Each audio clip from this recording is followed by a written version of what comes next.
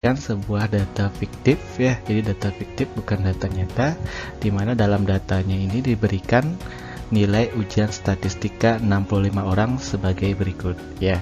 Kemudian langkah pertama yang Bapak lakukan adalah, ini sebenarnya langkah yang opsional, jadi bisa kalian lakukan atau bisa kalian tidak lakukan ya, tergantung pilihan kalian mau lakukan atau enggak. Jadi langkah pertama Bapak adalah mengurutkan datanya dari yang terkecil ke yang terbesar ya. Jadi ini datanya sudah diurutkan.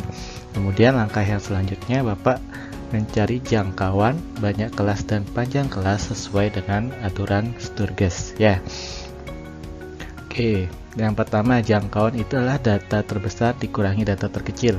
Karena datanya sudah Bapak urutkan, jadi di sini gampang kita lihatnya bahwa data terbesarnya adalah 94 dan data terkecilnya adalah 25, sehingga 94 kurang 25 nanti akan didapatkan 69. Itu untuk jangkauan. Kemudian banyak kelas itu rumusnya adalah 1 ditambah 3,3 log n. N itu adalah banyak datanya, sehingga di sini karena banyak datanya adalah 65, berarti 1 ditambah 3,3 log 65. Ya, ingat di sini ada penjumlahan dan perkalian.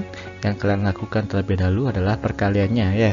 Berarti 3,3 dikalikan log 65 dulu, baru ditambahkan 1, sehingga nanti didapatkan 6,98.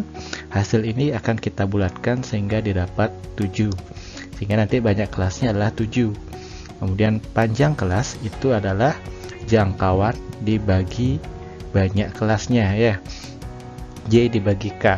Jangkauannya kita dapat tadi 69 dibagi banyak kelasnya 7. 69 dibagi 7 itu hasilnya 9,8. Sama kayak tadi, kita bulatkan hasilnya menjadi 10. Sehingga jangkauannya 69, banyak kelasnya 7 dan panjang kelasnya 10.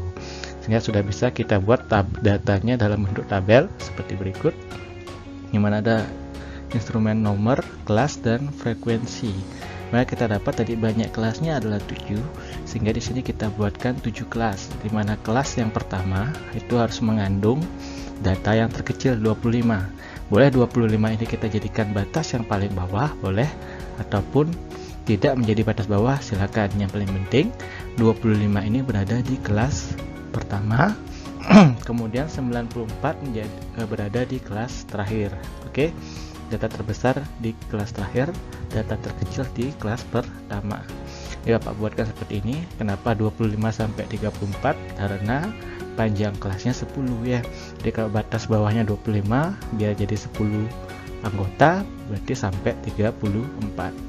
Dengan cara yang sama kita dapatkan kelas yang lain. Sehingga di sini dapat kalian lihat data terbesar yaitu 94 sudah berada di kelas yang terakhir. Oke. Kemudian kita hitung frekuensinya. Kelas yang pertama 25 sampai 34.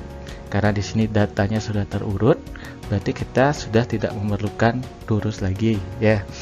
Jadi kita bisa hitung yang data termasuk kelas 25 sampai 34 itu berarti 25, 25, 26, 27, 30, 30. Jumlahnya ada 6. Dengan cara yang sama kita dapatkan frekuensi kelas yang lain. Oke, dari sini kita jumlahkan nilai frekuensinya, didapatkan 65, jadi sudah sesuai dengan banyak data yang kita miliki sebelumnya. Oke, ya, jadi dari sana kita sudah bisa buatkan histogramnya seperti berikut. Histogramnya di mana yang di bawahnya atau sumbu X-nya itu adalah tepi kelas ya, masing-masing tepi kelas ada 34,5, 44,5 sampai 84,5. Sedangkan sumbu Y-nya itu adalah frekuensinya ya. Jadi 0, 2, 4, 6, 8 sampai 16.